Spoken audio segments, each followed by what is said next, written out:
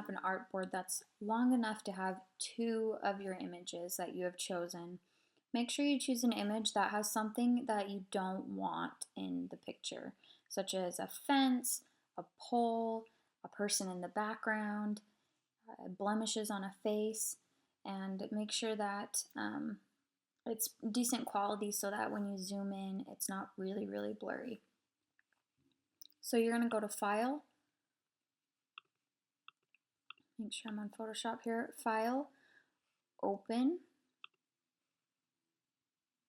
and I do want to open the image that I'm going to be doing, which is the horses.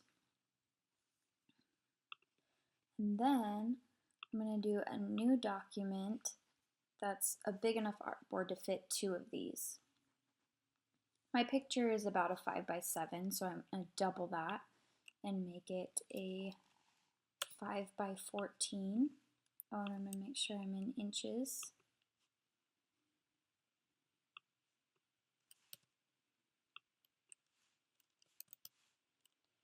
And mine goes in a more horizontal orientation, so I'm going to keep it in this orientation. If yours is a vertical image, you may want to do two up and on top of each other, top and bottom, and you would just switch it. But we'll go ahead and do this for mine. Create, and I have enough room for two, so I'm going to go to my image here. I'm going to click on it and Command or Control C, and then Command V to paste. And I'm going to place it, move it over here so I've got this layer on top of my white background. And I'm going to copy that one, and I'm going to paste it again and duplicate it so that I have two of my original image. The first image is going to be my before. My second one is going to be my after. Now that you have your artboard ready, you can begin to clone stamp out parts of the photo you don't want to be seen anymore. I've zoomed in pretty close so that I can see the fine details of the hair and the barbed wire, because that is where I'm going to be clone stamping, and I want to get rid of this barbed wire. I want to use the clone stamp tool, which looks like this on my toolbar. I can also press S on my keyboard. You want to be at a pretty good size so that you can be covering up the barbed wire or whatever it is you're trying to clone stamp out in one piece. So to do this, make sure you're on your after layer, and if you just click, nothing will happen and this will pop up, and it's reminding you that you need to click Option on your keyboard, and while holding Option, click where you want to take from, then let go, and click and place it over the top of what you don't want. Now I'm going to have to option click quite a few times because I want to take from different parts of this horse. I want the lighter parts in some areas and the darker parts in other areas. So I'm option clicking, letting go, and then clicking over where I want to replace. It's a lot like copying and pasting something over the top. I really want to be zoomed in really close to get these fine details over here and make sure the hair is lining up as I remove that barbed wire.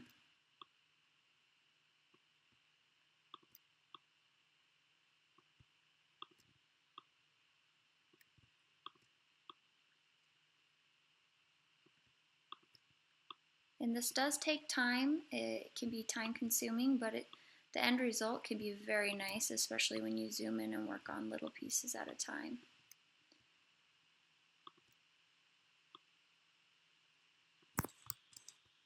Make sure you're not taking from too close to what you're going to get rid of, because as you can see, I just moved it into a different location.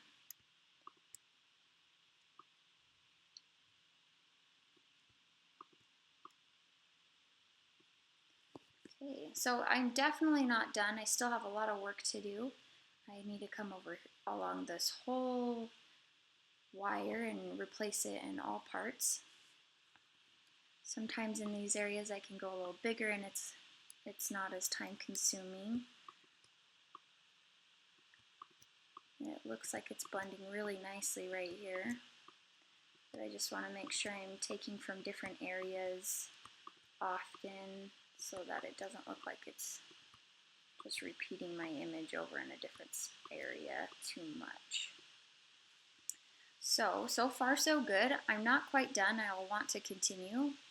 But for you, the last step you're going to do is make a watermark. And to do that, you just use your text tool. Photographers like to use these as a way to copyright their images. Our text tool is over here and it's T. And then we'll just click where we want to start typing. Go ahead and adjust the size to what you want it to be. And then pick your font. This is my after.